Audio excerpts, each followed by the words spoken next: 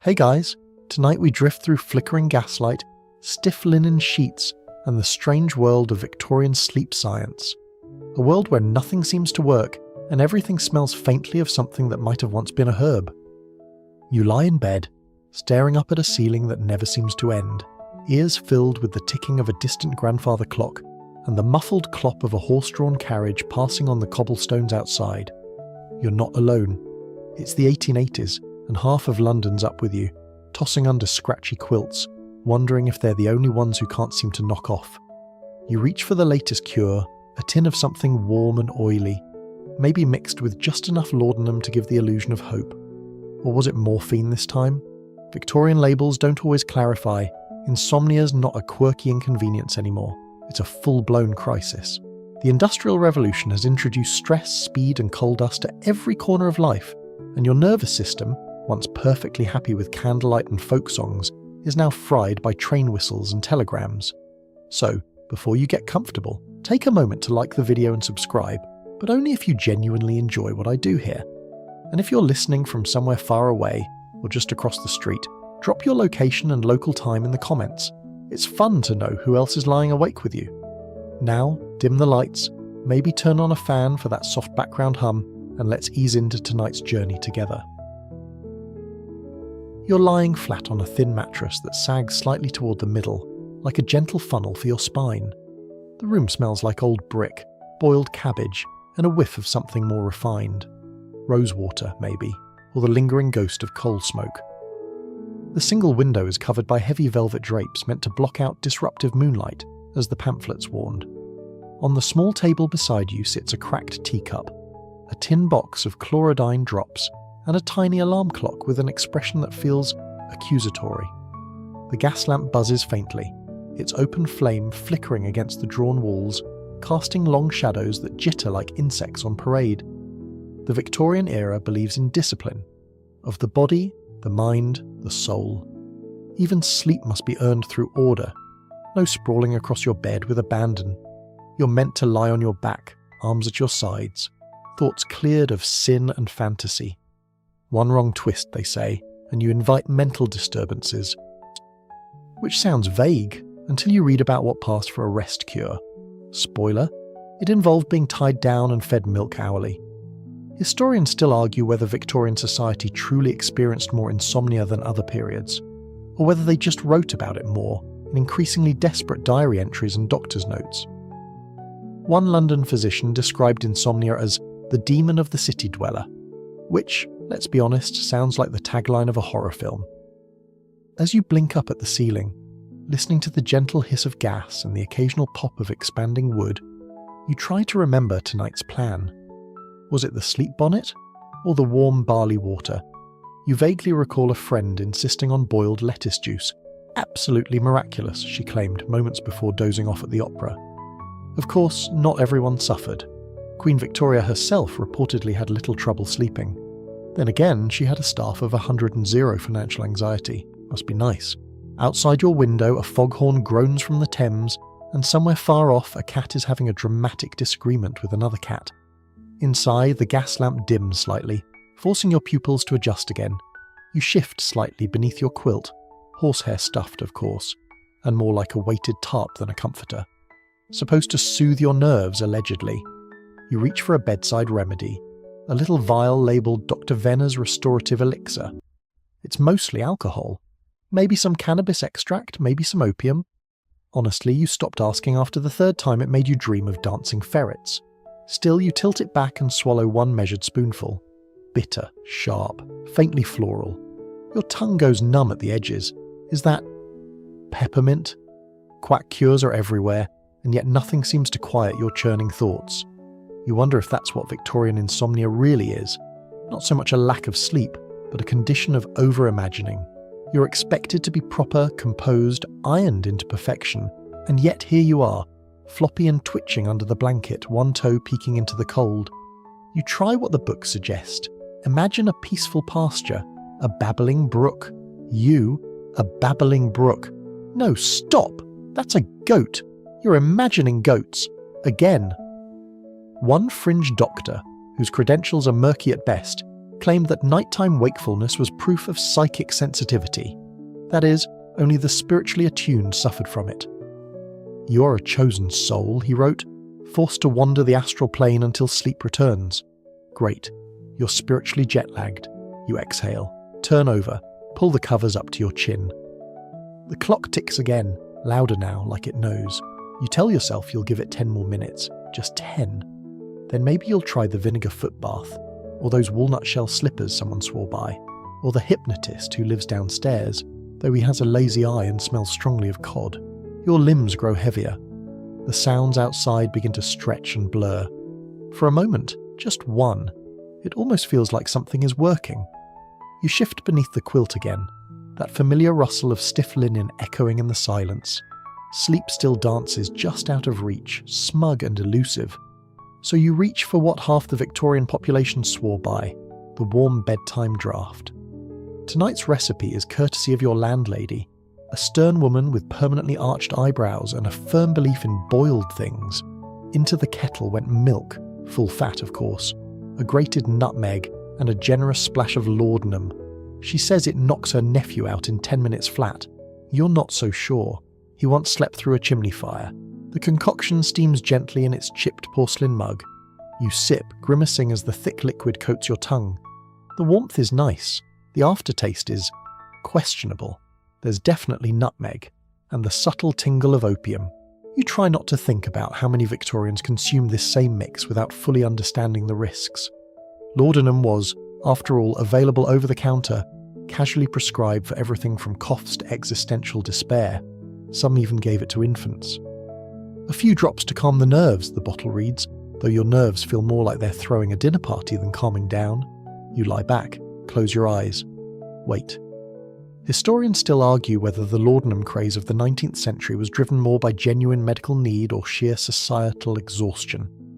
Either way, it was an equalizer.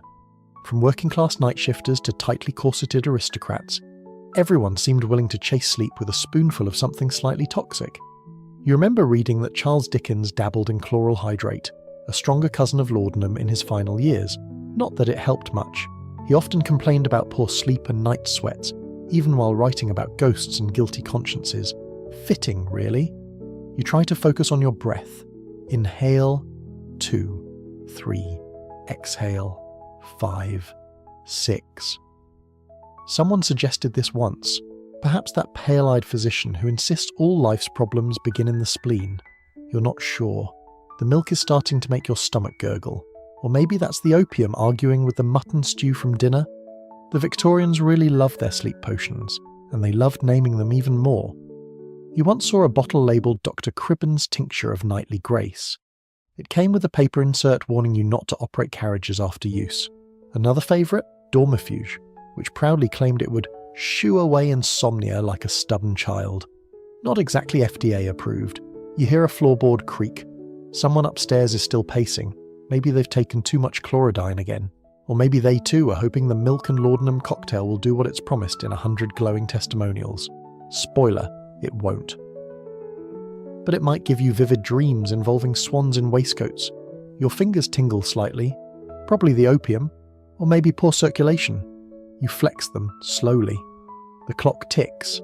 The gas lamp sputters just a bit. It's a quiet night, but not the peaceful kind. More like the kind that hums behind your eyes and asks softly, "Why aren't you asleep yet?" One fringe theory from a Victorian hypnotist claimed that insomnia was caused by excess soul vibration. This was said with a completely straight face. The solution?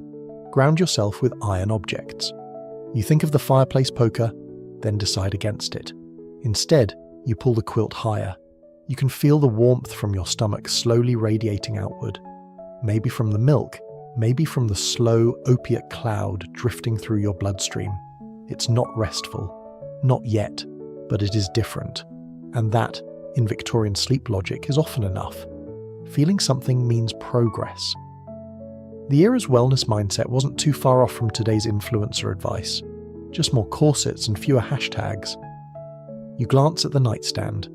Alongside your mug is a tiny booklet, the kind you pick up from a church table or a worried friend. It's titled Divine Rest for the Faithful Sleeper. You flip it open. Inside it says, a pure conscience sleeps deeply. Well, that's not encouraging. A lot of insomnia cures at the time were just moral lessons in disguise. Sleep, they said, was for the virtuous, the calm of mind, the obedient. Which makes you wonder, does this mean the more rebellious souls just didn't deserve sleep? You think of Oscar Wilde and smirk. If that's true, he probably never slept a wink.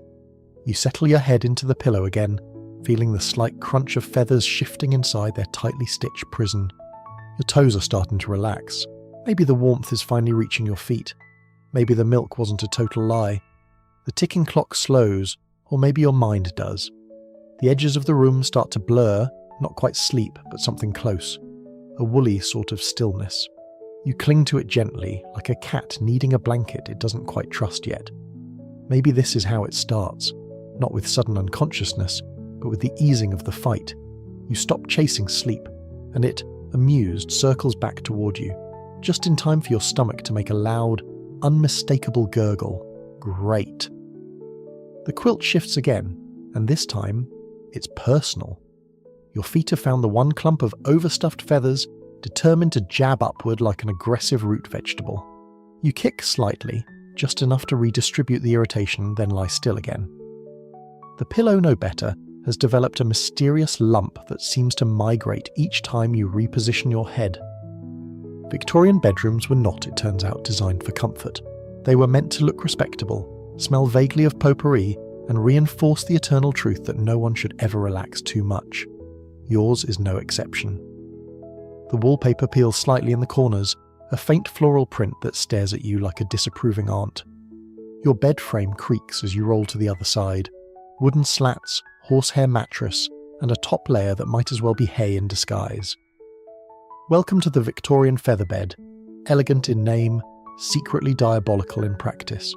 Supposedly soft, often lumpy, and excellent at trapping both heat and dust mites. You vaguely recall reading a warning once about featherbed suffocation from an 1871 medical journal. The cause of death. Overwhelmed by sleep implements. Your nightclothes aren't helping either. The cotton nightshirt scratches a little at the collar, and you're pretty sure there's still a whalebone stay sewn into the hem from someone's misguided tailoring attempt. You reach down to adjust it and accidentally brush your shin against the bed warmer. A metal pan filled with coals, now long cold, but still radiating the ghost of heat and the smell of scorched socks. Historians still argue whether Victorians actually found these beds restful or simply endured them out of habit and moral obligation. After all, sleep wasn't about indulgence.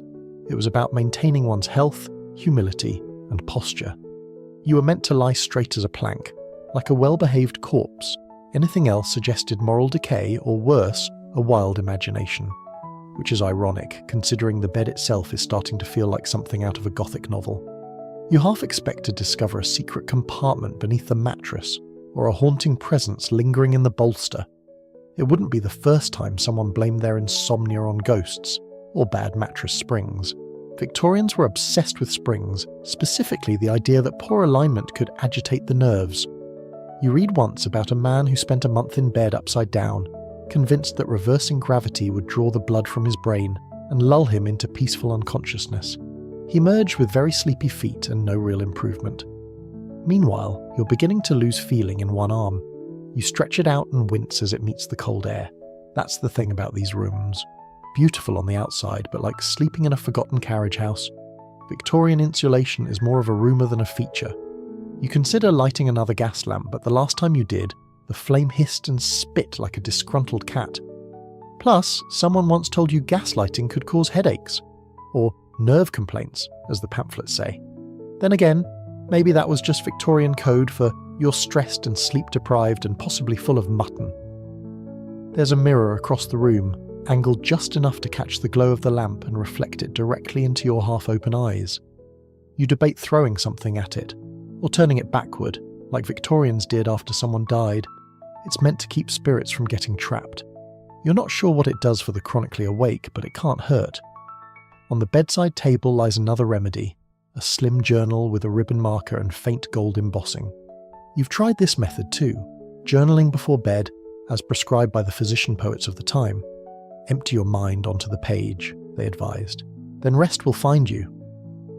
Your last entry reads, "Still awake, bed stiff, nightshirt cursed, no ghosts, yet."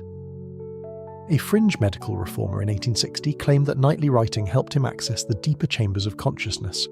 Of course, this was the same man who advocated sleeping on wooden boards and drinking nothing but carrot broth. You take his opinions with a pinch of salt and maybe a sprig of chamomile. You adjust your position again, attempting what might generously be called side-lying fetal with dignity. The bed groans, the nightshirt bunches. You remember reading about how some aristocratic women slept sitting up, bolstered by cushions in case their hairdos needed to survive till morning? Others wore sleeping corsets to keep their figures trim. You're not wearing one, thank goodness, but the idea alone makes your ribs hurt. Outside, the street lamps glow faintly orange through fogged-up glass. Somewhere a dog barks once, then settles. The city never truly sleeps, but it does slow down, just enough for you to imagine that rest is coming, slow, careful, cautious. You stare up at the ceiling once more, tracing patterns in the cracked plaster. It looks like a map of someplace better, someplace quiet, someplace where feather beds are soft, nightshirts are breathable, and no one insists on putting lace trim where it absolutely doesn't belong. You let out a slow breath. The bed creaks in response. Maybe, just maybe, you're getting used to this. Not comfortable exactly, but resigned. And in Victorian terms, that's almost a victory. It starts with a smell, faint at first, like crushed petals and soap left too long on a windowsill, then stronger. Lavender, mostly, but muddled with hints of rosewater, camphor, lemon balm, and whatever else Victorians thought might tame the mind and lull the senses. You breathe in cautiously. Somewhere in this stew of fragrant intentions, you suspect, lurks vinegar. The Victorians were obsessed with scent, especially at bedtime. Aromatherapy wasn't new, but this was aromatherapy with a mission, to outsniff insomnia into submission. Satchels of dried flowers were stuffed into pillows, linen was soaked in floral waters, people spritzed lavender onto their wrists, rubbed eucalyptus onto their chests, and scattered chamomile blossoms like sacred runes. Your room is no exception. The pillow smells of orris root. The curtains were doused in cologne water last week and haven't entirely dried.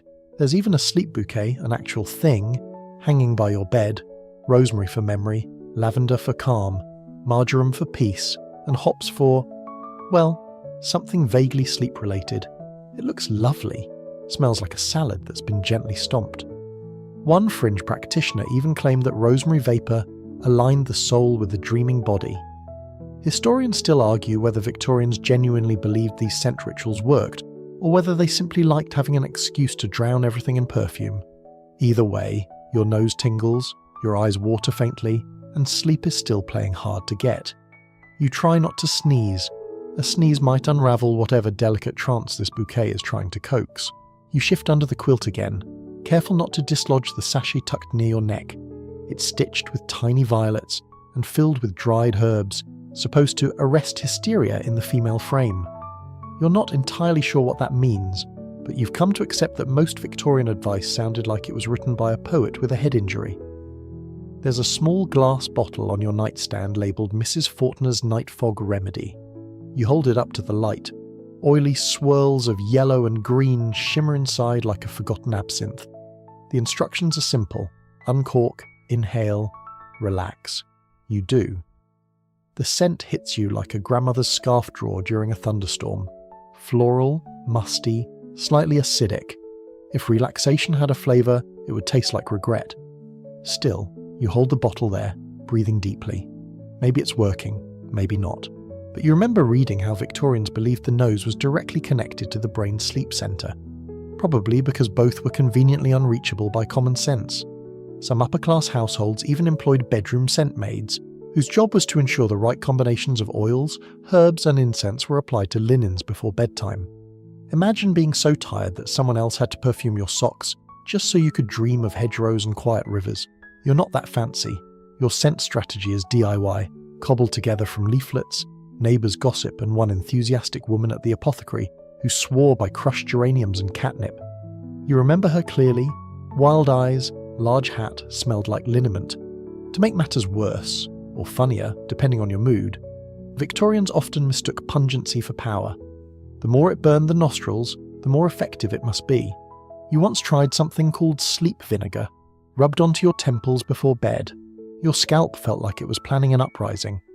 One popular sleep aid involved vinegar of the four thieves, an herbal blend supposedly used by grave robbers during the plague to ward off infection. The Victorians repurposed it to fend off night mists and troubling dreams. You're not sure if it worked, but it did make your room smell like a haunted salad bar. There's another older scent still clinging to your curtains. Coal smoke. Not enough to choke, just enough to remind you that somewhere below the fire's gone out. The hearth embers are low, the coals have settled, and their sleepy perfume, warm, metallic, slightly charred, now mingles with lavender like two ghosts sharing a bed. You shift again. A sneeze escapes. Quiet, but sharp enough to rattle your calm. The sachet slips off the pillow and disappears into the folds of your blanket. You leave it. Let it go. Sleep, you've decided, cannot be bullied into existence with herbs. Still, you appreciate the effort. There's something comforting, at least, in the idea that someone, somewhere, thought crushed marjoram might save you from another night of staring at the ceiling. Or that inhaling a few drops of sleep elixir number 9 could smooth out the jagged edges of your thoughts. You once read a sleep journal. Yes, they published those, where a man documented his progress with scents for 3 months. He rotated between lavender, sandalwood, and something called a night mint. His final conclusion? None quite did the trick, though I find myself dreaming more vividly of farm animals. Progress. Historians still debate whether this olfactory arms race genuinely soothed insomnia, or simply added another layer of complexity to a nightly routine already filled with tonics, bonnets, and ghost-averting rituals. But in a world without podcasts or phone screens to dull the mind, it makes a strange kind of sense. When silence is deafening, a strong smell at least gives your brain something to chew on. You roll to your back, eyes half closed now. The room's bouquet is less intense than before. Maybe you're adapting, or maybe your nose is too tired to care. A gentle breeze nudges the curtain, letting in the faintest scent of rain on soot. London night, damp bricks, a touch of iron. You breathe in one more time, deep, slow. The ghost of lavender lingers. You still don't feel sleepy, but you do feel quieter. Somewhere deep in the folds of your blanket, under a pillow that smells like wet violets and unresolved tension, you recall a bit of advice printed in elegant cursive across a worn pamphlet. To sleep peacefully, avoid all thought. Ah yes, the classic Victorian cure, don't think. It sounds so simple, so infuriatingly smug. Don't think about your aches. Don't think about the noise outside. Don't think about the unpaid bills, the social obligations, the mysterious rash on your ankle, or the unsettling way your aunt stared at you over tea. Just stop it. Stop. You blink up at the ceiling, which is now flickering faintly with gaslight shadows again. The room pulses gently, as if breathing with you. Not in a comforting way, more like an old building sighing from the effort of holding itself together. You try following the advice. Clear your mind, the doctor had said. Cease imagination. Let thought flow away like water. But the more you try not to think, the more thoughts elbow their way forward, like schoolchildren fighting to be first in line. Is that lump in the pillow a mouse? Should you have declined that second helping of kidneys at dinner? Was your left eyelid always twitching like this? Historians still argue whether Victorian insomnia was truly epidemic, or if it simply became fashionable to claim spiritual unrest. After all, a sleepless night meant you were thinking deeply, perhaps too deeply, for your own good. The doctor's warnings about overactive imagination weren't just physical. They were moral. Sleep was the reward for the rational, obedient mind. If you couldn't fall asleep, it might be because you were too creative, dangerous, possibly French. Some physicians called it cerebral congestion, a rather dramatic term for racing thoughts. The suggested treatments range from warm baths to cold compresses to mild electric shocks administered behind the ears, or, and this is your personal favourite, avoid reading novels in the evening. As if Middlemarch were a gateway drug to lifelong insomnia, you glance at your nightstand. There's a copy of Jane Eyre under your empty teacup. Maybe that's the problem. All that brooding and wandering and talk of mad women in attics. It does stir the imagination. But what else is there to do at night? You're certainly not going to sit in the dark and recite Latin declensions like a morally pure sleep seeker. A fringe theory floated around in the 1860s that insomnia was a punishment for idle minds. According to one Reverend Gibbons, sleep was divinely granted only to those who laboured honestly during the day. The rest, they lay awake, haunted by their own laziness. You vaguely remember a sermon on this when you were 9. You also remember the Reverend snoring halfway through it. You shift again. The bed groans. Your nightshirt sticks faintly to your back. You try desperately to think of nothing. A blank sheet, a quiet pond, the inside of a potato. But your brain rebels. Instead, you think of that one time you said something awkward at dinner, in 1874, to a cousin you never saw again. You cringe inwardly. There it is. The mind, ever helpful, recycling your personal blooper reel on loop. You sigh. The pamphlet promised this wouldn't happen.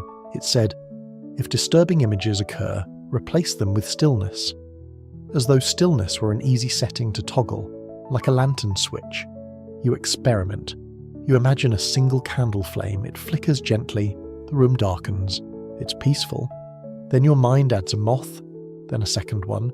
Then the moths turn into a swarm, and now you're imagining a Victorian horror story involving wallpaper, lace curtains, and a mysterious scratching from behind the wainscoting. You flip your pillow again, searching for the cold side. It's slightly damp, possibly from your own frustration, or possibly from the rosewater the landlady used to dab the sheets earlier. It smells like a retired duchess. In the hallway, footsteps echo, soft, deliberate.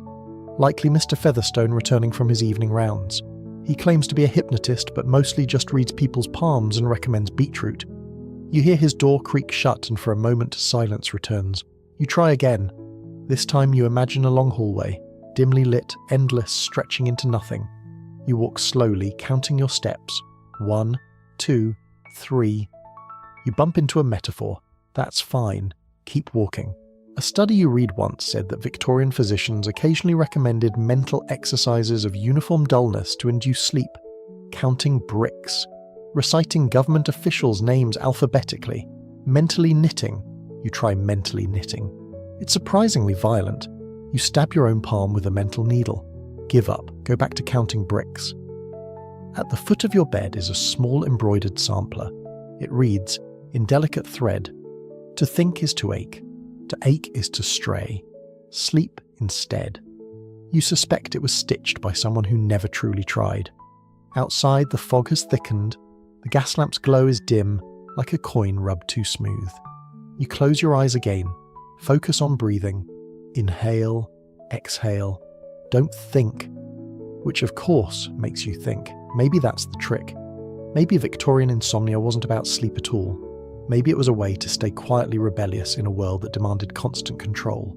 An act of quiet defiance, refusing to let the world's rules follow you into your dreams. You smile, just barely. You're still not asleep. But you've stopped fighting. That's got to count for something. The nightcap is too tight. Not metaphorically, though that would be poetic, but physically, actually too tight. You can feel the band pressing against your temples like it's trying to compress your thoughts into submission. Yes, tonight you're giving the infamous Victorian sleep bonnet a try. Made of quilted flannel, stuffed with soft cotton, and secured with a ribbon under the chin, it was supposedly designed to retain cranial warmth and lull the nervous centres into repose. That's a charming way to describe what feels like a medieval compression device. You stare into the mirror across the room. The reflection doesn't help. You look like a sleepy gnome with blood circulation issues, and yet, this was the height of sensible sleepwear in certain circles. Victorian thinkers were convinced the head, like the feet, must never be left to the night air. Cool breezes breed restless thoughts, one doctor warned. You suspect he just had a bad haircut.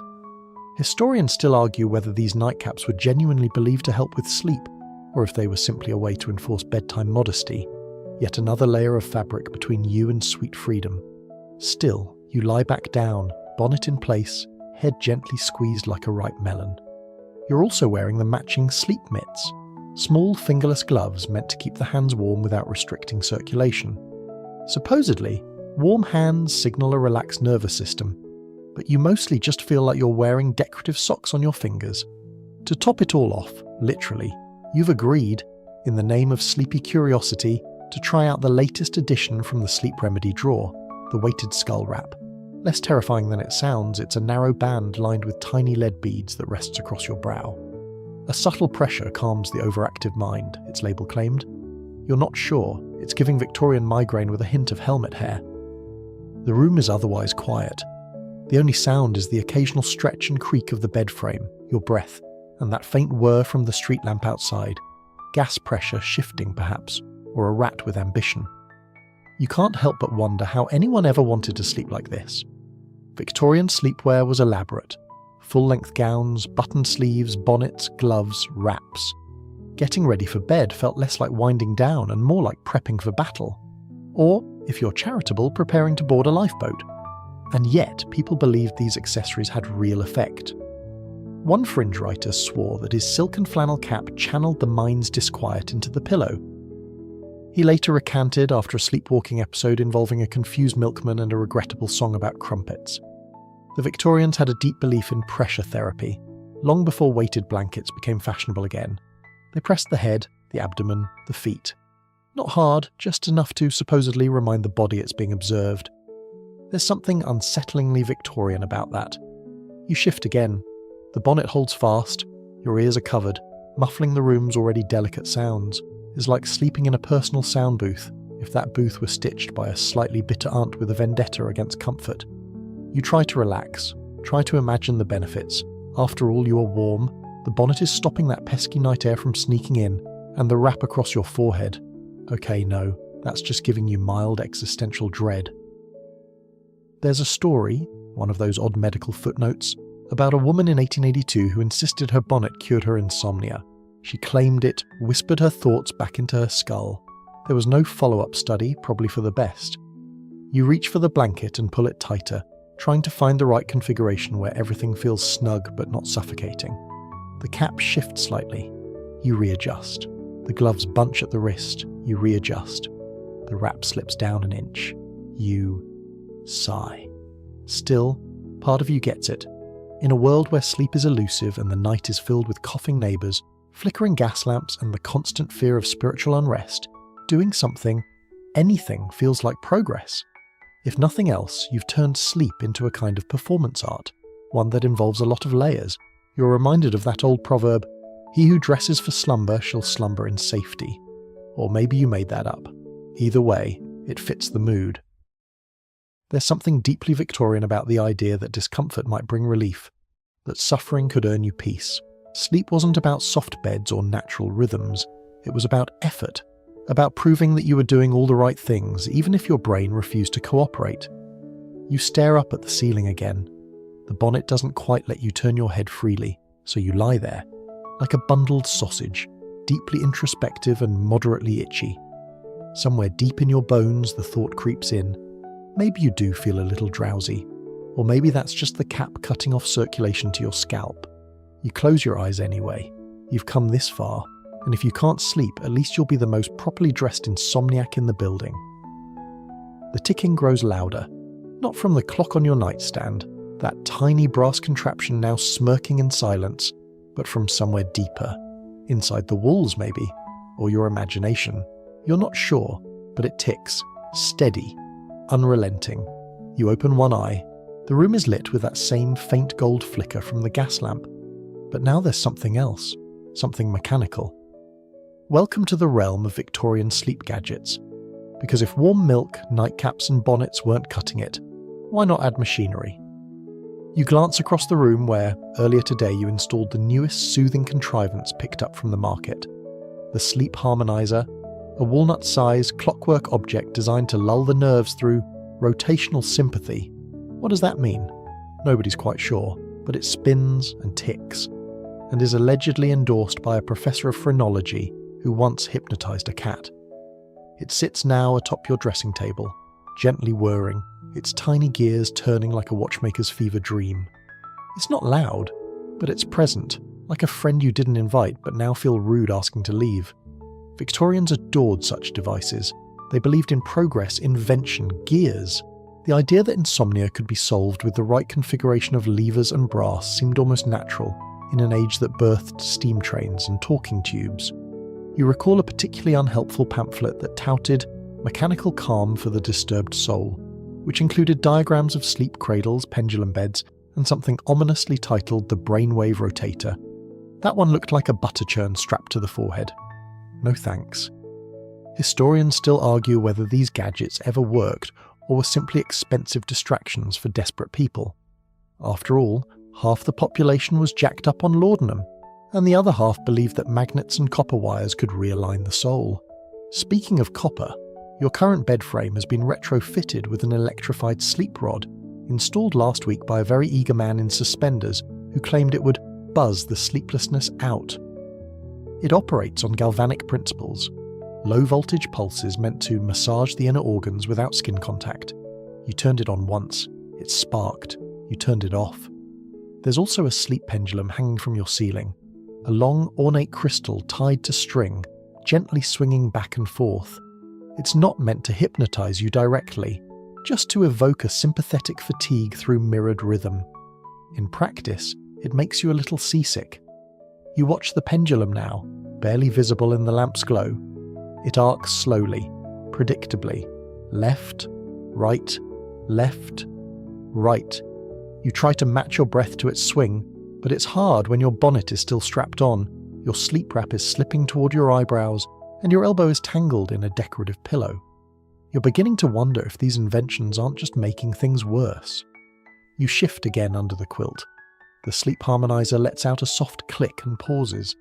Then, with renewed energy, begins to spin faster. It hums now. You stare at it. Is it speeding up? You hope this isn't one of those set-it-and-forget-it devices that ends up unscrewing itself into fire. One fringe inventor, a Mr. T. Wilbur Pym, claimed that if you placed his patented dream sphere under your pillow, it would emit pleasant magnetic murmurs directly into your cerebellum. This supposedly guaranteed dreams of ocean voyages and flying fish.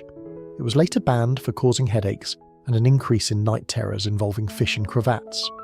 Your version is tamer. A simple vibrating pillow insert, coiled copper wire, battery-powered, warms slightly. When it works, it hums like a cat. When it doesn't, it emits the occasional crackle, which is more short-circuit than soothing purr. You lie there now, sandwiched between 19th century optimism and mild electrostatic fear, thinking, how did they believe this helped? The truth is, Victorian culture revered anything mechanical. If it ticked, whirred, clicked, or sparked, it surely must be advancing something. So why not sleep? You hear a soft thud upstairs. Probably Mr. Featherstone dropping his pocket mesmerizer again. He showed it to you once, a gleaming brass spiral on a stick. Said he could put a man to sleep in under 4 minutes if the light was right. You believed him until he accidentally mesmerized himself mid-demonstration. Slept in the chair for 2 hours. You smile slightly at the memory, then flinch as the sleep harmonizer lets out another tick, this time louder. Was that a gear shifting? You lean up slightly. It's fine. Probably. Still spinning. Still doing whatever it claims to do. You let your head fall back against the pillow, which now smells faintly of toasted metal. Not comforting, but not horrible either. Just odd. Maybe that's the through line for all of these devices. A desperate hope that odd will eventually translate into restful. After all, if doing nothing isn't helping, might as well crank a lever and let science try its hand. You exhale slowly, focus again on the pendulum. Left, right, left, right. The pattern is soothing if you let it be. The ticking, the whirring, the hum beneath your pillow, all these odd little rhythms start to layer, not into chaos, but into a kind of nocturnal symphony, a mechanical lullaby. And strangely, it's working. Not well, not completely. But something inside you quiets just a bit. The thoughts slow, the tension in your neck softens. It might be the pendulum, it might be the sleep harmonizer, or maybe, just maybe, you've been awake so long your brain is finally bored into stillness. You close your eyes. The room hums. You don't sleep. Not yet. But you stop watching the clock. You inhale slowly and the air bites. Not sharply, but that creeping, damp kind of bite that tells you the night air has found a way in. Despite heavy curtains, thick blankets, and that ridiculous wool bonnet you still haven't taken off, something cold has slipped into the room. Victorian air, the books warned, is not to be trusted after dark. You sit up slightly, ears pricked. Is the window cracked? Is there a draft seeping under the door? You're not sure, but you feel it now, an invisible presence settling along your arms, pooling at your feet. The night is no longer still, it's watching. You reach for your sachet of herbs, clove, lavender, mint. It's supposed to ward off vapours. In Victorian medical circles, vapours were blamed for nearly everything. Headaches, melancholy, fits of insomnia. These weren't just bad smells or fog. They were invisible mists thought to rise from the ground, the Thames, your own damp laundry, and sneak into your lungs, disturbing the delicate balance of your humours. Some French physicians swore that vapours were caused by miasma, rotting organic matter drifting through the city's filth, and that they entered the body through the nostrils while you slept. The solution? Plug your nose, or better yet, sleep in a mask soaked in vinegar. Which you tried once. The mask kept sliding. The vinegar made your eyes water. You woke up with dreams of pickles and shame. Still, the fear lingers. You wrap yourself tighter in the quilt, pull it up to your chin. Insomnia was one thing, vapour-induced wakefulness was quite another. You remember the story of Miss Alice Grimble, who claimed to have inhaled a stray night mist that kept her from sleeping for 3 weeks straight. She eventually moved to Cornwall, where the air was less ambitious. Historians still argue whether the vapours were a real health concern, or just a clever catch-all for when doctors didn't know what else to say. Can't sleep? The doctor asks. Must be the vapours. It's the 19th century version of turning something off and back on again. To protect yourself, you turn to the herbal arsenal, hang a small bag of dried hops above the bed, place a sliced onion under the mattress, yes, really, and tuck dried valerian root beneath your pillow. The smell is indescribable, somewhere between antique spice rack and unwashed corset, but maybe it'll help. You also light a stick of frankincense, the very last one from the bundle. Its soft curl of smoke rises toward the ceiling, graceful, sleepy. Supposedly, the scent clears the astral airways and repels troublesome mists. You'd settle for just breathing normally. A breeze brushes the curtain and you freeze. Just fabric, just a shift in pressure. But the room feels different now, not unfriendly, just expectant. You remember that superstition from earlier in the century, never leave a mirror uncovered at night. Spirits drift through reflections, one housemaid whispered once, and they do not like to be watched. Your mirror is still uncovered. Of course it is. You stare at it for a long second, then decide it's better to turn it toward the wall. The lamplight hits it at just the wrong angle anyway, and you don't need your own reflection blinking back at you like a ghost. As you settle again, eyes adjusting to the shifting shadows, you reach for one more relic from the past, the anti-vapor mask. It's made of cotton, dampened with vinegar, stuffed with dried sage. When worn, it gives you the appearance of a very tired beekeeper. You put it on. Instantly, your face cools, your nose tingles, and you begin to question every life choice that led to this moment. Still, the Victorians believed. They believed that air could kill or save. That an open window was both a blessing and a curse. That night was not empty, but inhabited. The idea of invisible threats wasn't superstition. It was just science they hadn't proven yet. You close your eyes again, vinegar mask firmly in place, breathing through the bitterness. Somewhere beneath it all, the hops, valerian and frankincense are doing their part, waging tiny, smelly wars against the creeping fog of wakefulness. A dog barks in the distance, a coal wagon rattles by. And then, silence again. You begin to drift. Not fully, not yet. But your limbs go heavy. Your breath slows. It's strange how all these rituals, these little defences against vapours and spirits and stray thoughts, start to feel calming, like a bedtime spell, whispered over your own nervous system.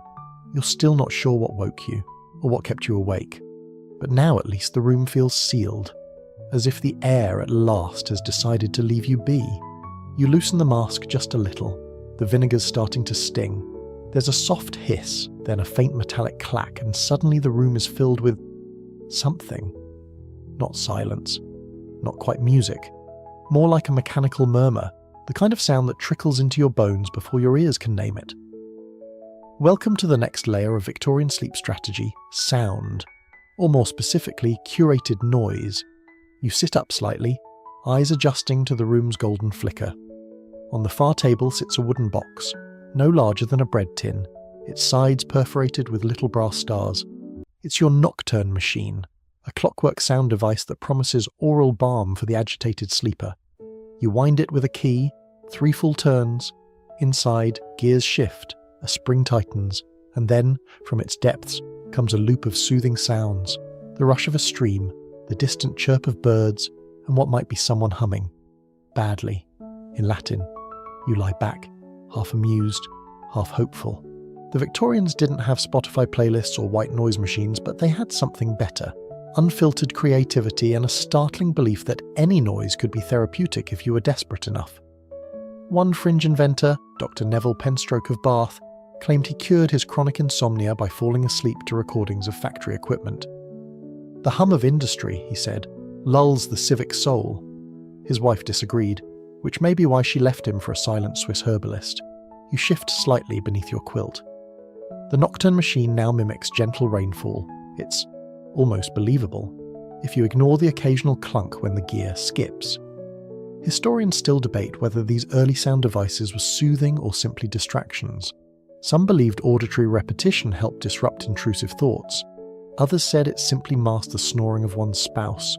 Either way, Victorians chased sleep not with silence, but with curated auditory experiences. Sermons, lullabies, even livestock noises played through crude phonographs. You once attended a sleep concert in a tea parlour, a quartet playing nothing but slow cello movements and the sound of brushing hair. A man in a velvet waistcoat fell asleep on a biscuit tray. No one judged him. Tonight's soundscape moves to a crackling fire. No fire actually burns in your room, just a few ashy lumps in the hearth and a faint memory of warmth. But the recording, warped though it may be, makes you feel like something is alive in the room beside your own thoughts. Of course, not all Victorian sleep sounds were soothing. In certain corners of the medical world, shock lullabies were briefly popular. Loud bursts of noise like striking a gong or a barking dog followed by absolute silence. The goal? To stun the brain into stillness. Spoiler, it mostly just terrified people. You tried it once. It worked in the sense that you stayed awake all night anticipating the next gong. On your nightstand rests a smaller device, the whisper box. You found it at a market stall. It's a palm-sized tin with a wax cylinder inside. When activated, it murmurs soft bedtime phrases in an overly soothing male voice. Sleep now, the sun has fled. Let the fog carry your burdens. No one needs you till morning. Comforting, if a little unnerving. It sounds like it was recorded by a man who spent too much time with ghosts. You activate it anyway. The whisper box clicks, then mutters, "The darkness is quiet. You may rest. Thanks, Harold." Outside your window, real sounds join the fray. A carriage rattles past, hooves on cobblestones, a drunk song in the distance, possibly God Save the Queen, possibly just vowels. The layering is oddly effective. Your room is now a mosaic of artificial and ambient noise, clock ticks, whispered mantras, wooden hisses, and far-off night sounds. Somehow it works, not like a spell exactly, but like a distraction so thorough that sleep might sneak past your defences while you're not paying attention. You let your eyes close. The whisper box breathes again. Let the night undo the knots. You almost laugh, but you also loosen your jaw a bit. Your shoulders drop. The air smells faintly of wax and dust. In another time, in another town, someone is doing the same thing, lying in bed, wrapped in linen and lace, listening to a music box whisper nonsense. Because what else is there to do at 2:43 a.m, when your brain won't switch off and your quilt is holding you hostage? You wonder briefly what sounds future people will sleep to. Electronic rain, whale song remixes, the gentle hum of AI reading bedtime stories. Actually, not too different from this really. You roll to your side. The nocturne machine lets out one final puff of steam and goes still. The whisper box murmurs, "You're safe, you're small, you're fading." You don't argue. The room is still now except for the faint creak of the bed frame and the low hum of your own breath. The nocturne machine has spun itself into silence. The whisper box has gone quiet. Thank you, Harold. And yet, you're still awake, restless, hovering in that strange limbo between weary and wired. That's when you remember. The mesmerist. He lives just downstairs. You met him once at breakfast. Mr. Featherstone, tall, thin, with a voice like molasses left out overnight. He told you he once hypnotised a duke into forgetting his own name. You were skeptical until he stared at the marmalade for 5 minutes straight without blinking. Victorians were enchanted by mesmerism. It was the glittering new frontier of sleep science, or pseudoscience, depending on who you asked. The idea was that sleep could be induced, not by herbs or heat or heavy bonnets, but by the subtle manipulation of energy, or magnets, or eye contact. It was unclear, but it sounded promising. Historians still argue whether mesmerism ever truly worked, or if it was just a form of elaborate peer pressure. You're feeling sleepy, right? You're doing great. Now fall over. Tonight, curiosity wins. You pull on your dressing gown, slip your feet into questionable slippers, and tiptoe down the creaky hall. Mr. Featherstone answers with unnerving promptness, as though he were already expecting you. He's wearing a cravat. It's midnight. "Can't sleep," he says, smiling. "I'll fetch the spiral." You're not reassured. Soon you're seated in a high-backed chair beneath a gas lamp turned low. The spiral, brass of course, is suspended on a thin string and sways gently, side to side. Mr. Featherstone begins to speak, slowly, softly, in a voice that seems to come from very far away. You're tired. The lids grow heavy. You feel the night inside your bones. You do feel something. Not sleep exactly, but a buzzing in your forehead. Possibly alarm. Possibly an actual insect. You resist the urge to giggle. That would be rude. Victorian mesmerists often blurred the line between performance and medicine. Some charged hefty fees for their services, claiming to reboot the soul. Others worked in parlours, swinging pendulums in front of strangers for the price of a cup of tea. And of course there were those who used mesmerism to propose marriage, which rarely ended well. One fringe account from 1878 describes a mesmerist who put himself to sleep mid-session and had to be carried home in a wheelbarrow. You wonder if Mr. Featherstone is headed that way. He's blinking slowly now. You both are. The spiral turns. Your eyes follow. It's oddly comforting. The repetition, the rhythm, like watching laundry dry, or clouds drift.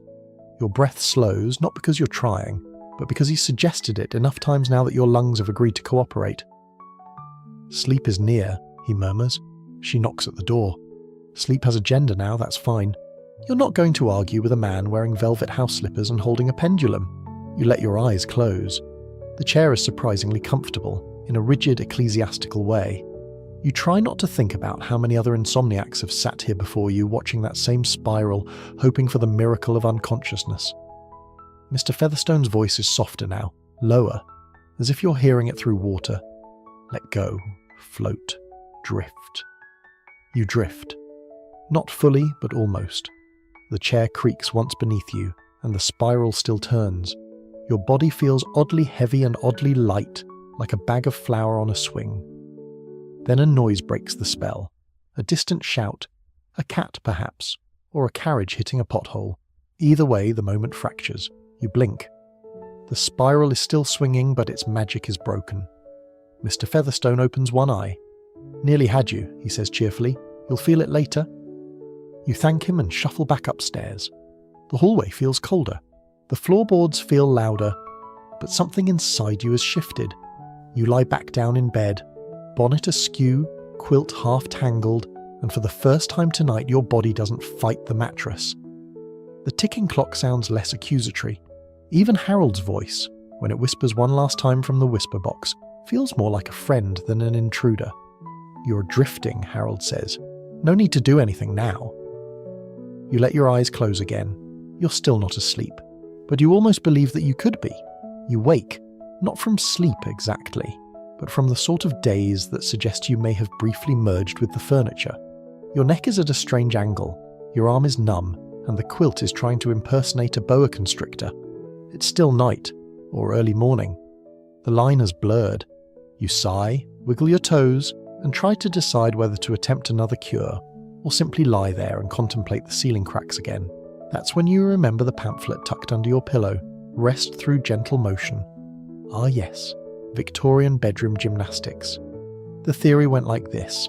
If sleep won't come to you, perhaps you can lure it closer by confusing your body into thinking it's already halfway there. The key was slow, deliberate movements. Nothing vigorous. No jumping. No wild kicks. This wasn't an aerobic routine. It was more like a physical apology for existing. You lie flat on your back and begin with the basics. Wiggle your toes. The booklet says 5 times. You do 6 just to show initiative. Next, rotate your ankles slowly, as if stirring a bowl of invisible custard. The metaphor is questionable, but you comply. Victorians genuinely believed these micro-movements could soothe the nervous system. One doctor insisted that the sleeper must prepare the vessel of the body to welcome the spirit of night. Another recommended eyebrow flexing, which you attempt now unsuccessfully. You sit up slightly. The booklet suggests a brief stretch toward the heavens. You reach, yawn, finally, and hear something pop in your back. Probably fine. Historians still argue whether these sleep stretches were born from science or desperation, but they appeared in journals, etiquette books, and even novels, always described in hushed tones like secret dances meant only for the sleepless elite. You move on to the next instruction. Lift each leg slowly, one at a time. Hold, lower gently. Try not to tip the mattress. Your bed, an antique of dubious stability, responds with an ominous creak. You freeze, wait, no collapse. You continue. There's a charm to it, you admit, this sleepy choreography performed by candlelight. It feels old, deliberate, ceremonial, as if you're invoking sleep through sheer politeness. Some fringe health writers suggested repeating certain mantras while stretching. You try the one scribbled in the margins of your pamphlet. I am weightless, I am warm, I am worthy of sleep. You whisper it. The room doesn't mock you, that's progress. Next, you attempt the ceiling gaze, a popular pose among the more spiritually inclined Victorians.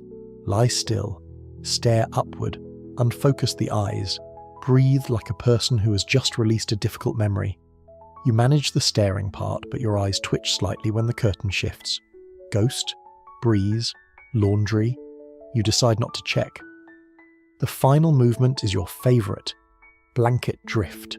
Wrap yourself loosely, as if swaddling a reluctant infant. In this case, your own fidgeting torso. Then let the limbs fall naturally into place. No tensing, no bracing, just melt. You try it.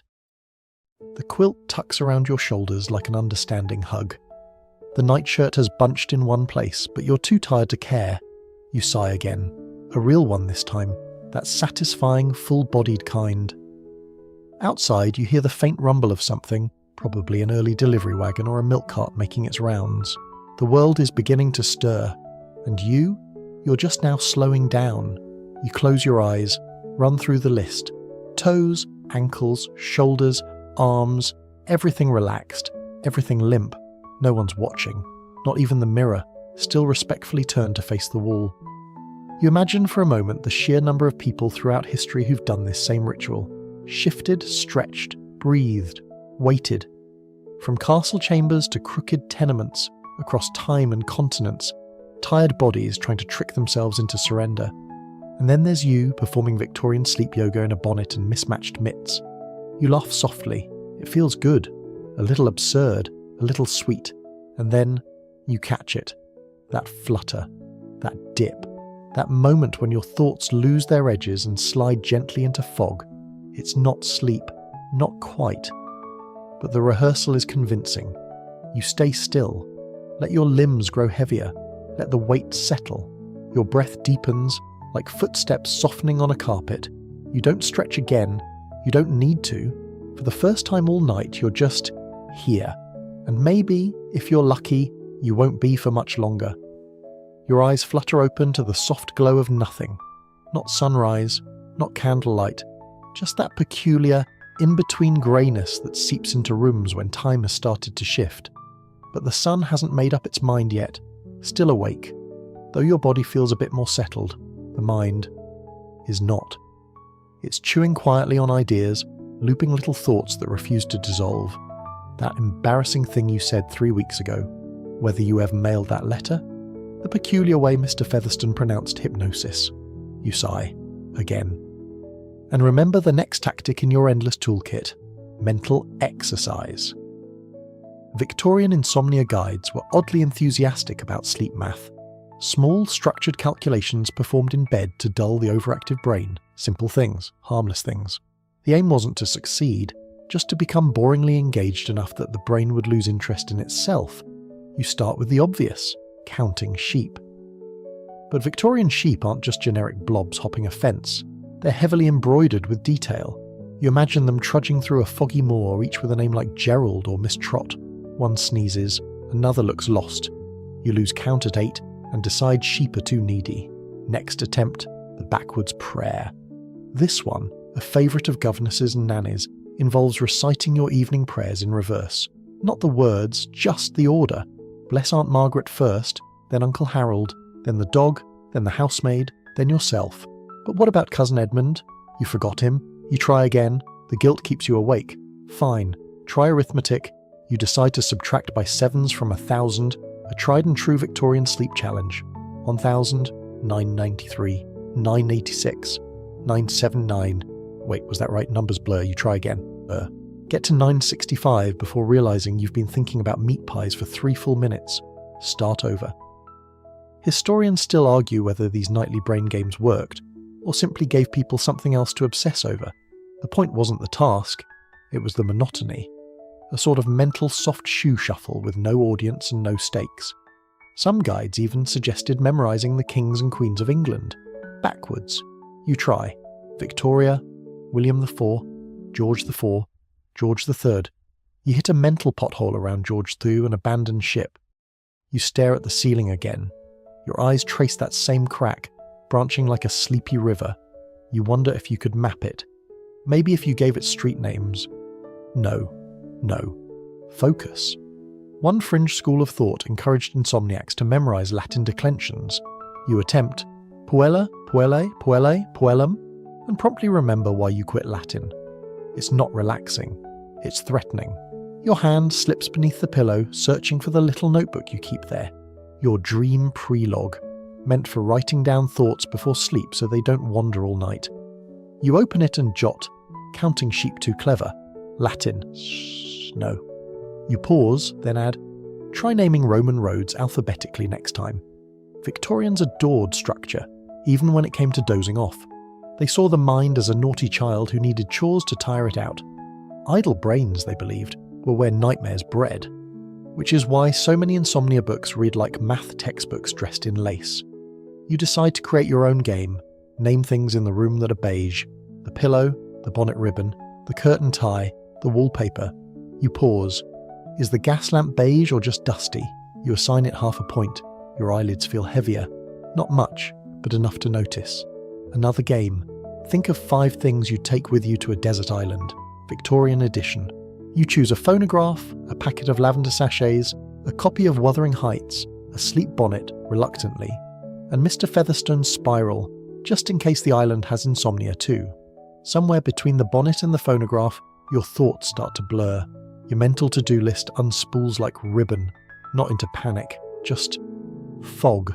You let it happen. One last mental task. Try to remember the names of every flower in the garden out back. There's lavender, marigold, rosemary, the one that smells like soup, the one the cat threw up in. You trail off. You're not even thinking in complete thoughts anymore. The numbers, the flowers, the backwards prayers, they're all starting to swirl together. One becomes the other. A flower named 7, a queen called Puella. None of it makes sense, which is perfect. Because maybe finally your brain has become bored enough to let go. Your body is warm now, still. You shift once, just to reassure yourself you still can. Then you let it all drop. The sheep are napping. The numbers have wandered off. Harold, if he's still whispering, has given up. You're not asleep, but sleep is sitting beside you, waiting patiently for you to stop noticing. And for the first time all night, you don't mind. Your mouth tastes faintly of barley. You're not sure why, until your eyes drift to the bedside tray and remember, tonight was a sleep diet night. Victorian logic, in its infinite experimental glory, held firm beliefs that certain foods could either promote or annihilate sleep, and you, out of options and shamefully curious, decided to test the theories. The result? A truly dreadful snack hour. Earlier this evening, you were advised to ingest something called soaked bread. It's exactly what it sounds like. Bread, preferably a few days old, softened in warm water or milk until it reaches the consistency of forgotten porridge. A balm for the digestive humours, the pamphlet said, and a comfort to the nervous mind. It tasted like a regretful bath, but you ate it. because apparently the key to Victorian slumber was blandness. No spices, no sugar, nothing stimulating. You were told to avoid oranges, too sharp, chocolate, far too modern, and anything fried, because the stomach has its own moods. Now, nestled among the crumbs and napkins on your tray, is a small plate of sliced raw onion. You were going to eat it. You really were. The physician who recommended it claimed that its cooling properties draw out the heat of wakefulness. But the smell made your eyes tear up, and the taste was described in the guidebook as an acquired punishment. You opted for barley water instead, boiled, strained and served lukewarm. It's sitting in a chipped cup next to the remains of something that may have once been boiled lettuce. Supposedly a soporific, possibly a cry for help. Historians still argue whether the sleep diets were effective or merely reflective of the Victorian obsession with controlling the body through modest, almost monastic rituals. Either way, there was a genuine belief that if your stomach was properly subdued, your brain would follow. Some of the strangest recommendations came from fringe food reformers. One Somniac club in Manchester promoted a pre-bed supper of cold boiled potatoes with a side of chamomile leaves. Another insisted on beer soup, stale ale, warmed, with bits of bread floating like suspicious intentions. You tried that one too. You're still trying to forget. The logic extended beyond food and into timing. Late-night dinners were frowned upon. Take your sustenance 2 hours before the fall of head to pillow, the leaflet scolded. You recall shoveling that barley mush with all the joy of an executioner's assistant, wondering how exactly soggy grains were supposed to lull anyone into dreamland. The theory, however odd, had structure. Heavy food overstimulates, sweet food awakens desire. Only the dullest, most forgettable flavours make for ideal companions in the land of nod. You roll to your side, your stomach gurgles, neither approval nor rebellion, just acknowledgement. There's also a small tin beside your pillow labelled Dr. Mackey's Drowsing Pastilles. They taste like chalk mixed with peppermint and an afterthought of something herbal. The ingredients are unclear, possibly valerian, possibly disappointment, and yet, you do feel different. Not sleepy per se, but less sharp, less jittery, like your brain is walking through a foggy greenhouse, unsure whether to nap or water the plants. You recall reading about Queen Victoria's favourite nightcap, a mixture of warm milk, nutmeg and crushed almonds. You tried it once. The milk curdled. The almonds refused to be crushed. It was more ritual than remedy, really. Still, the act of preparing these bizarre, bland meals carries its own sedative rhythm. Boil, strain, pour, sip, wait. It's not just food, it's a message to your body. We're done doing things now.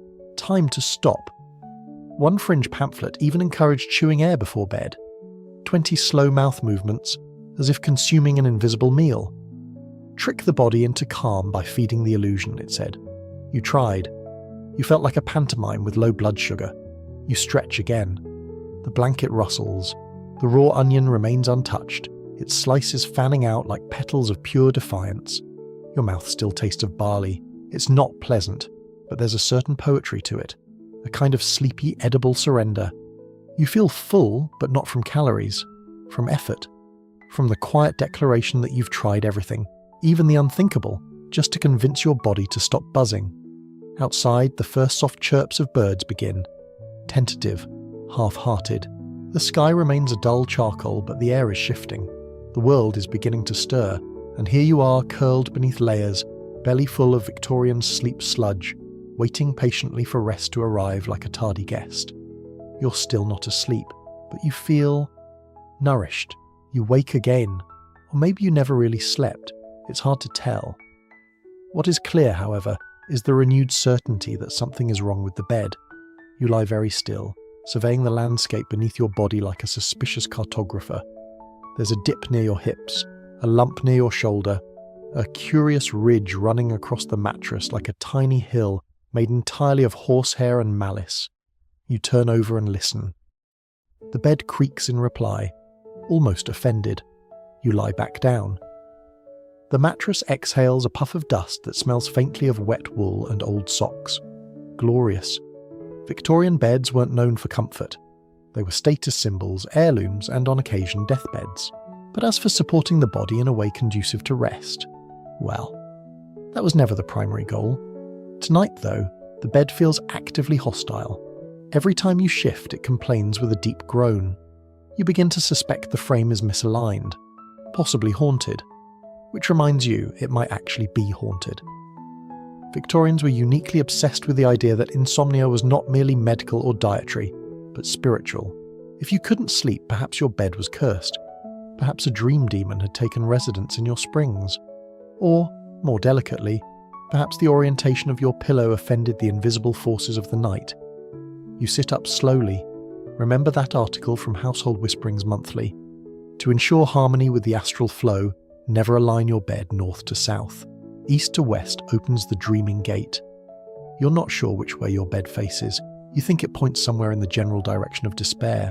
You glance at the bed frame, a towering wooden beast carved with lions, vines, and what might be a scene of biblical chastisement.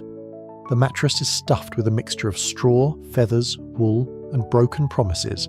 It sags in the middle. You suspect it remembers everyone who's ever lain upon it and judges them accordingly. There's also the matter of the spring. You know the one. That single rogue spring beneath your back, coiled and restless, waiting to announce itself every time you exhale. You press a hand into the mattress, try to locate it. It vanishes. Clever thing. You shift again. There it is. It's alive.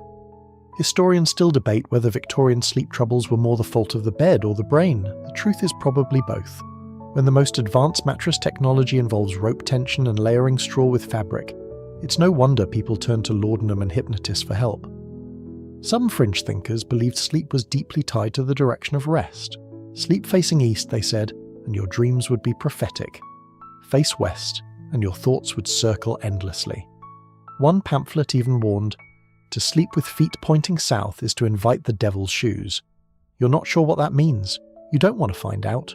You consider flipping the mattress, a noble idea thwarted by the reality that this mattress might weigh more than a medium-sized goat cart. Instead, you grab the pillow and flip it, a minor rebellion. The cold side greets you like an old friend, slightly damp, faintly perfumed, and still confused about its role in your insomnia. Victorian pillows were often filled with feathers, but occasionally with things like hops, dried herbs, or even moss. You once slept on one with crushed rose petals sewn inside. You woke up with a nosebleed and the distinct impression that something had tried to enter your dreams via fragrance. There's also the lurking memory of the Devil in the Bed Frame article, a serialized scare piece from a popular weekly journal that claimed restless nights were caused by spiritual congestion trapped in wood grain. If your bed has been owned by the melancholy, it warned, their sorrows may reside still within the frame. Excellent. So now you're haunted by someone else's bad vibes. You pull the quilt up and nestle deeper, trying to ignore the thought.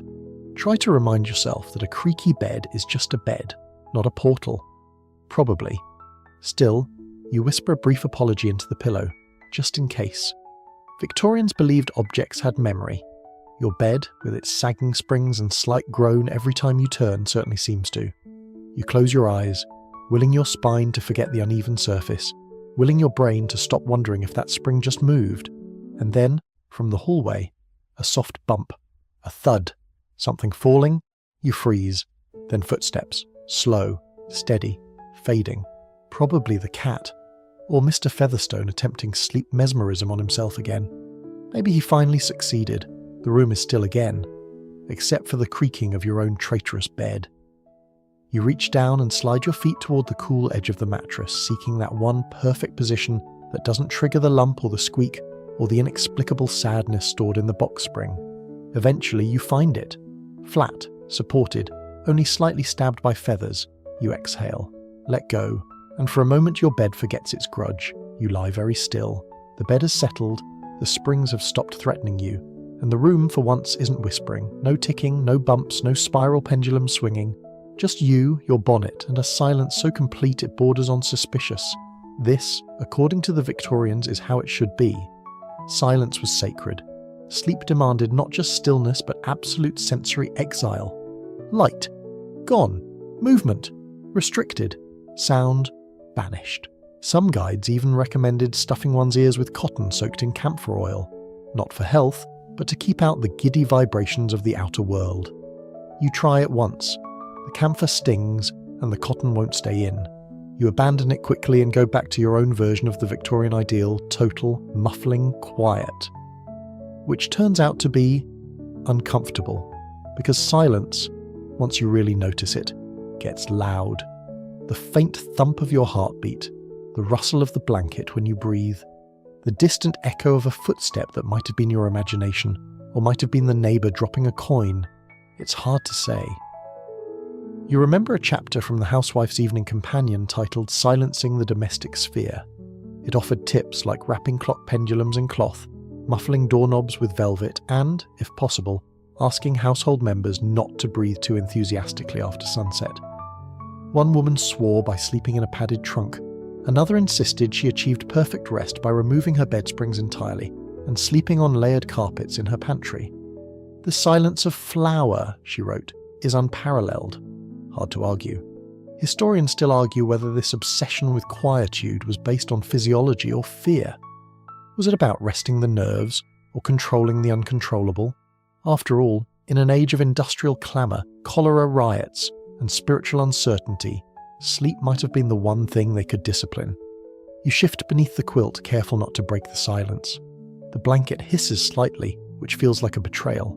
You forgive it. You consider your current sensory situation. Light.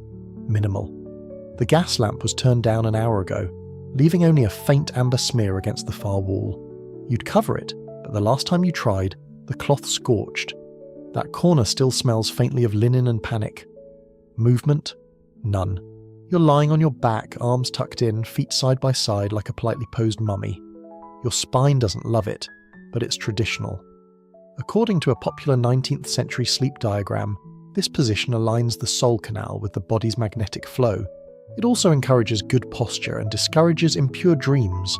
Apparently, now sound, or lack thereof. You try to appreciate it. Try to let the stillness press gently on your ears, like cool hands on a fevered brow. But your thoughts are loud. They thud and shuffle and whisper. They refuse to behave, and in this perfect silence they echo. You start to count them. Not the thoughts, the noises, anything. A creak, a rustle, a faint sigh. But the room is determined to comply with Victorian sleep doctrine. It offers you nothing. You wonder briefly if this is what monks feel like before they ascend into mystical dreams, or what ghosts experience while haunting furniture. You'd ask Harold, but he's fallen asleep inside the whisper box again. Your eyes begin to flutter shut, and then a drip, not loud, just enough. A single drop, somewhere in the wall, water probably, or a leaky pipe. But to your Victorian brain, deep in the heart of 3 AM, it's a message, a breach. You hold your breath, waiting for the next one. It doesn't come. Instead, your thoughts leap to the pamphlet titled, "Do Not Let the Drip In." It warned that nocturnal water sounds lure the restless spirit into wakefulness. You thought it poetic. You now think it might be a threat. You try to ignore it. But silence is shattered.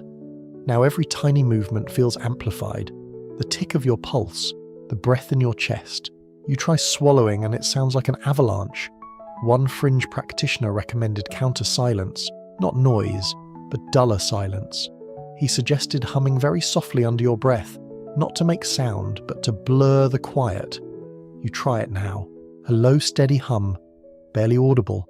Not a tune, just a vibration. It works. A little. It's not music. It's not speech. But it keeps the silence from feeling like an exam you're failing. You hum for a while, then taper off. The quiet that returns feels softer, less judgmental. Not a void, just a pause.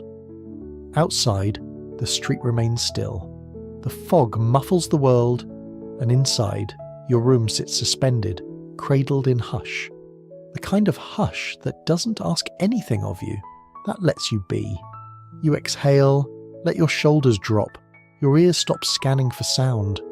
For now, the silence holds you gently, and in that quiet, something inside you unclenches.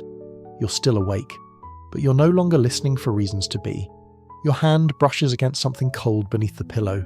Smooth, coiled, slightly tingly.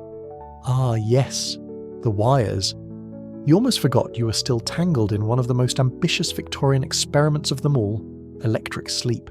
The sleep circuit kit had arrived earlier this week, advertised as the pinnacle of nocturnal innovation. Harness the power of electricity, the ad boasted, and silence the fretful mind. You'd read it while chewing on a barley biscuit and decided, what's one more possibly misguided experiment?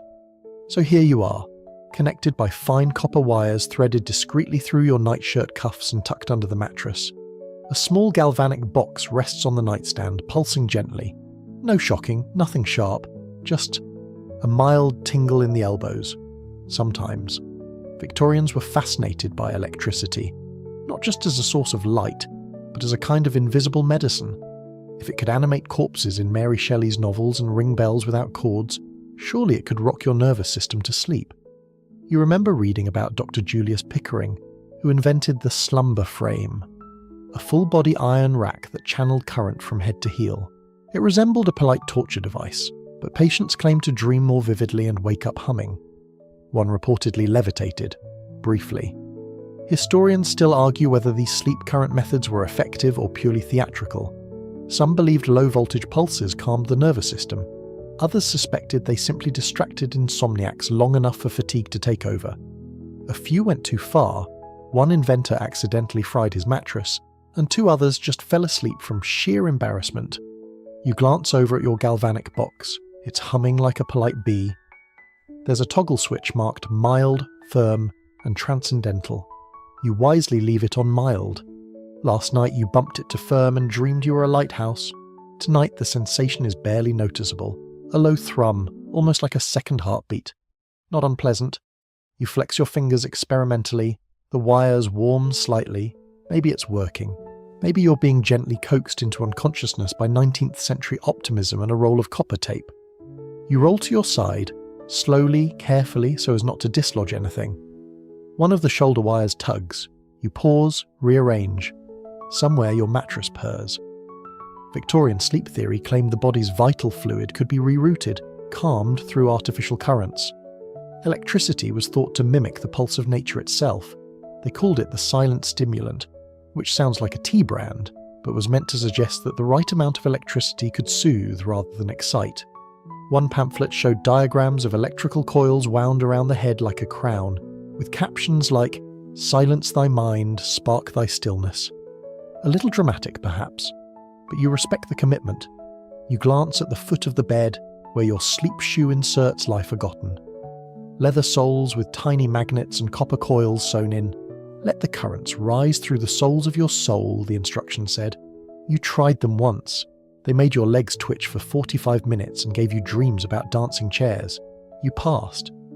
But this current, the one humming gently through your sleeves, feels like something new. Not magic, not sleep, but cooperation. Like your body is no longer arguing with the night, it's participating. You try to ride the feeling. Let your thoughts soften. Let the wires do what they claim to do. Reroute your restlessness, tune your humours, soften the buzz in your brain. The only problem is you're now thinking about the electricity. Is it working? Is it not? Are your arms getting warmer? Cooler? Did the device just click?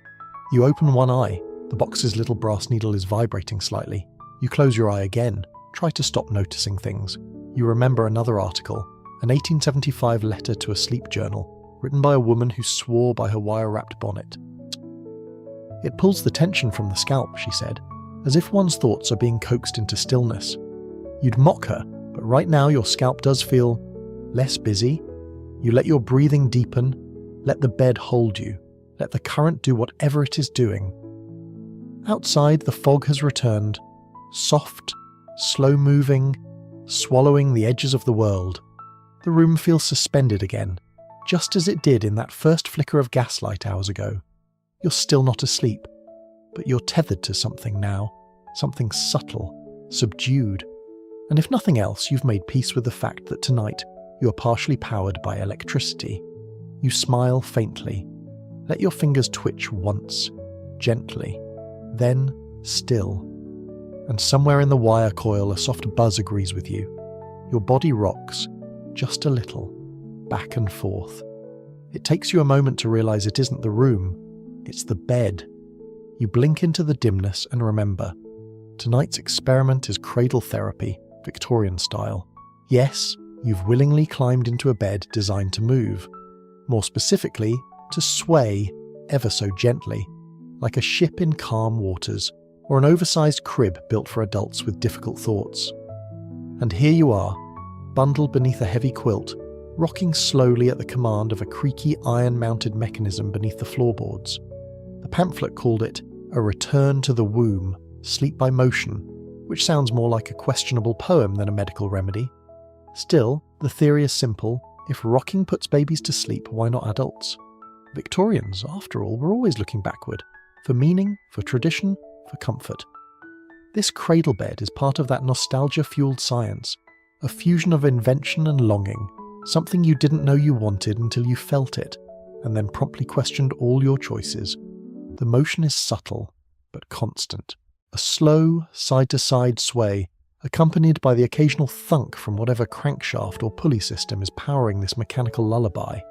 You're not entirely sure what's beneath you, only that it was installed by a man who smelled like paraffin and used the phrase gentle undulation far too often. Historians still debate whether adult cradle beds ever caught on or were simply the fever dreams of sleepless engineers. They appear in only a handful of Victorian sleep journals, usually sandwiched between articles on hypnotic knitting and anti-dream tonics. One fringe inventor, Mr. Alton Seabright of Liverpool, once built a suspension sleep rig, a mattress suspended by ropes from the ceiling, allowing the user to swing slowly in mid-air. He claimed it realigned the slumber meridians. He also once fell through his own floorboards. You're not suspended, thankfully, but the feeling is disconcertingly close. You grip the edge of the mattress as the cradle shifts left, then right again. The movement is not unpleasant, just unnatural. It's like your brain knows you're not supposed to be rocking unless you're in a hammock, or at sea, or possibly possessed. But you stay with it. Let your body adapt, let the rhythm take over, left, right, left, right. Some Victorian sleep guides warned of cradle nausea, a term coined after too many insomniacs began vomiting halfway through their night journeys. You feel mostly fine, a little queasy, like you've eaten too much barley and now live on a moving sidewalk. Still, it's mesmerizing. The sound of the bed groaning in time with your breath, the quilt rising and falling slightly with each tilt, the sense that the entire room is swaying with you, not jarring, not fast, just coaxing. You imagine yourself on a steamboat, or a cloud, or a particularly sympathetic swing in a quiet garden. You think of those old Victorian prams with babies nestled in lace and bouncing gently over cobblestones. This is that, but sadder. More linen. Fewer squeals of joy. One article you read described the motion of sleep as a spiralling descent like a leaf falling in wind. You never quite understood that until now. Your mind is curling inward, loosening, untethering itself from chronology and clarity. Left, right. The cradle bed squeaks softly. You're grateful for the noise. It keeps you tethered to reality, just enough to remember this is still a bed, not a gondola. Another creak, another slow shift. The ceiling above you seems to tilt and settle, as though it too is surrendering to the motion. Your limbs have gone quiet, your breath slower. The quilt, once heavy and itchy, now feels like a gentle hand pressing you into the rhythm. The cradle slows briefly, then resumes. You wonder, idly, if this was how Queen Victoria rocked when she was ill. Probably not. But maybe someone of her rank had a swaying chaise, or a custom-built sleep gondola hauled up by servants trained in rhythmic tugging. You've almost stopped thinking now. The motion has done its job. You no longer care about the springs or the silence, or the slightly alarming tick in your pillow. You don't even care that Harold hasn't whispered in over an hour. You're just floating, not dreaming, not quite resting, but softened, shaped into the slow pendulum of the night. The cradle thuds once more. A farewell, maybe, or a reminder that sleep is not a destination. It's a movement, and tonight you are in motion. The cradle bed has gone still. You didn't notice it at first. The motion was so gentle, the quiet so deep, but now the stillness is almost louder than the rocking ever was. The hush stretches long and velvet soft across the room. No creaks, no pendulum sway, just the sensation of being paused and somehow That's worse. You stare up at the ceiling, blink once, twice. Sleep did not arrive during the swaying. You were close. So close. But your mind, that faithful nuisance, found its way back to the surface. And now it's humming with a different kind of energy. Memory. Fear's softer cousin. You shift slightly. The air feels colder now, even though the quilt hasn't moved. There's a prickle on the back of your neck. The kind of tickle that says, something's watching. Victorians understood this sensation well. In fact, they thrived on it. If sleep refused to come, many turned to the oldest stimulant of all, ghost stories. You remember the little book beside your bed, Phantom Fancies for the Weary Soul. You found it in a street stall, bound in cracked leather, its title etched in flaking silver.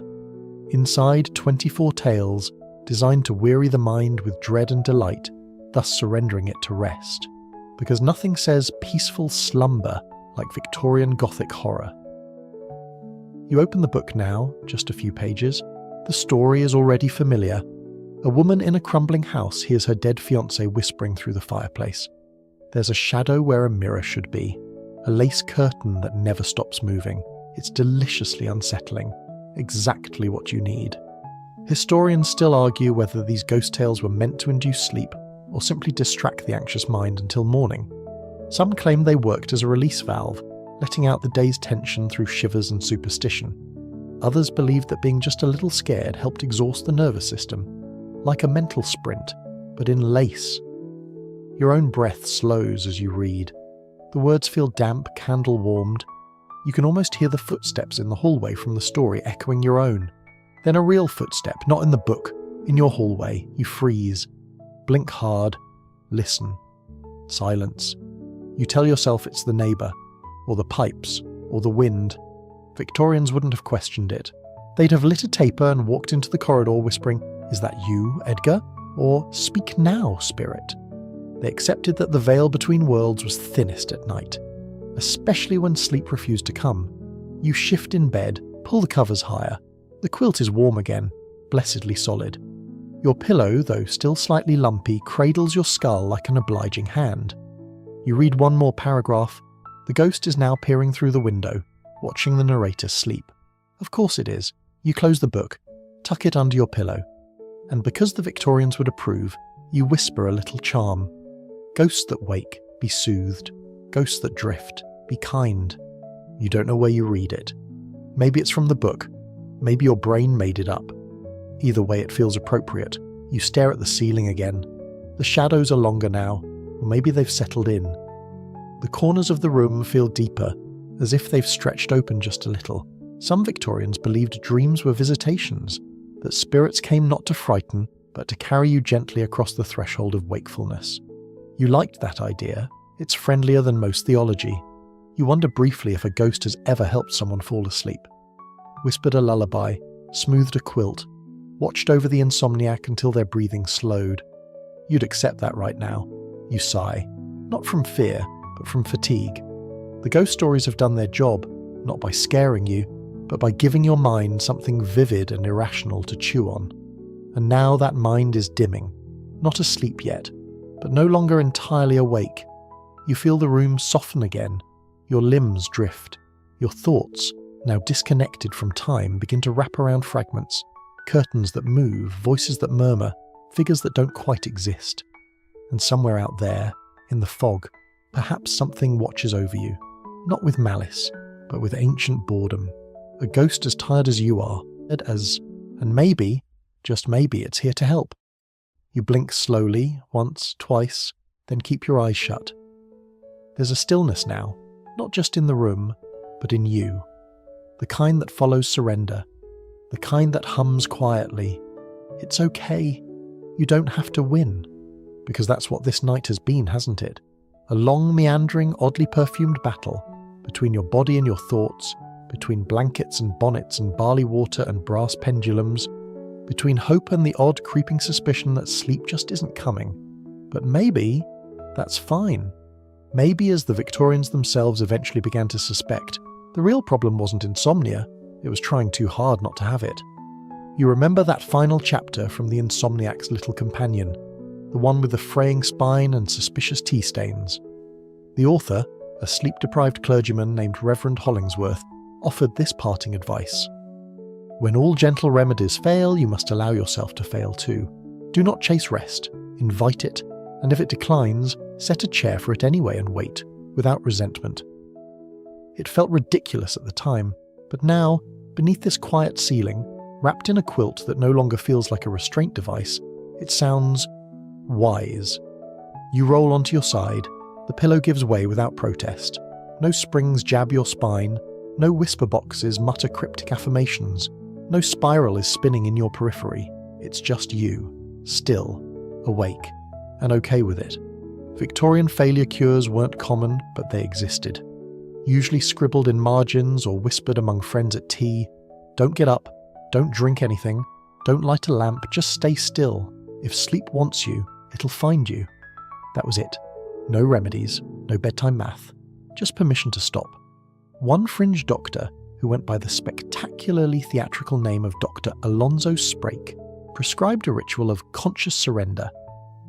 His patients were told to lie in bed and think deliberately non-sleepy thoughts, something stimulating, like debating parliamentary reform or mentally reorganizing their spice rack. Eventually the brain, insulted by the lack of effort, would drift off in protest. You try it now. You think of wallpaper, Victorian wallpaper, so many vines, so many birds with judgmental eyes. You imagine repapering the room with something simpler. Then you imagine organising the wardrobe by colour, or by how many buttons each item has. And then your brain just lets go. You're not asleep, but you're no longer gripping the edges of consciousness. You've stopped trying to achieve anything. No expectations, no pressure, just existence, horizontal and calm. The clock on the nightstand ticks softly, like it's pacing itself out of respect. The bed creaks not at all. Even your thoughts have started to unspool like threads from a too-old coat. Slow, fraying, no longer urgent. You remember something else Reverend Hollingsworth said. When sleep refuses to arrive, practice being its friend.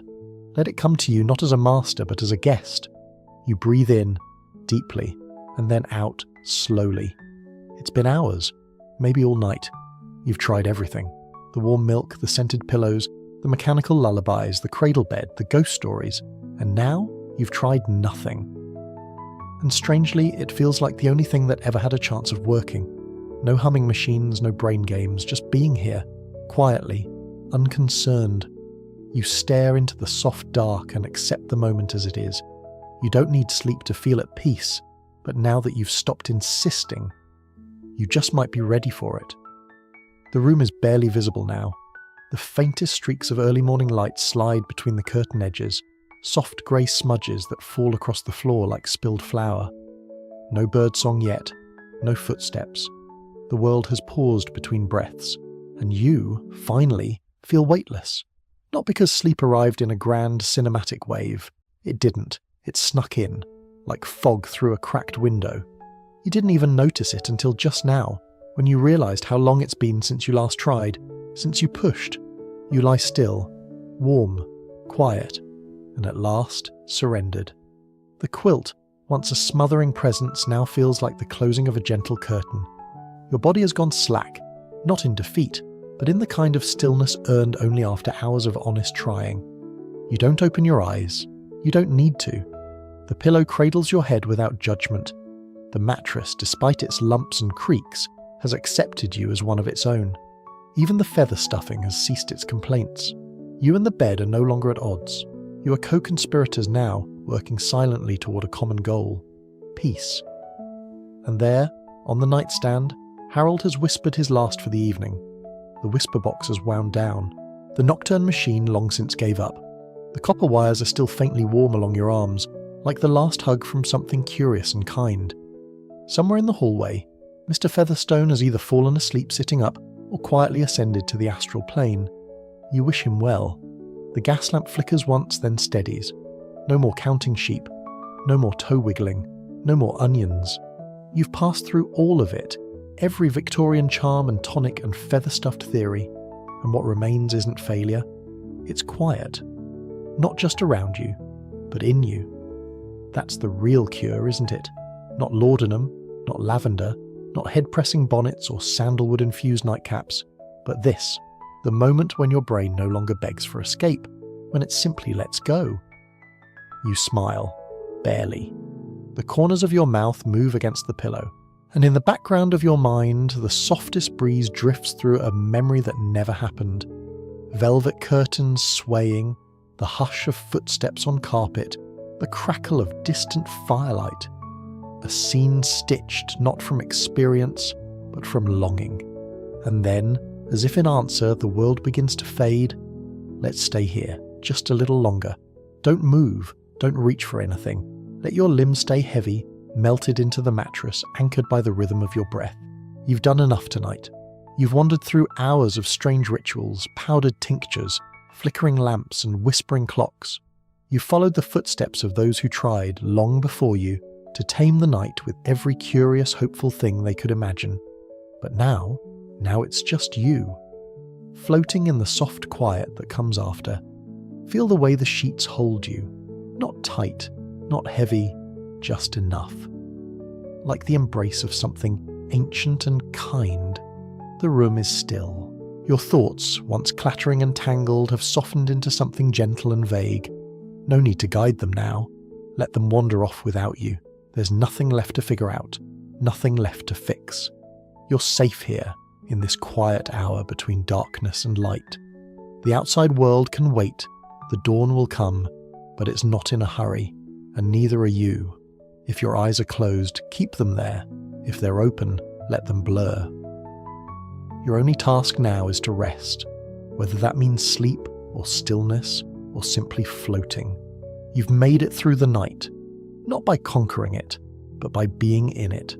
So breathe in, one more time, and let go. You're tired. You're safe. You're home. You're home. You're home. You're home. You're home. You're home. You're home. You're home. You're home. You're home. You're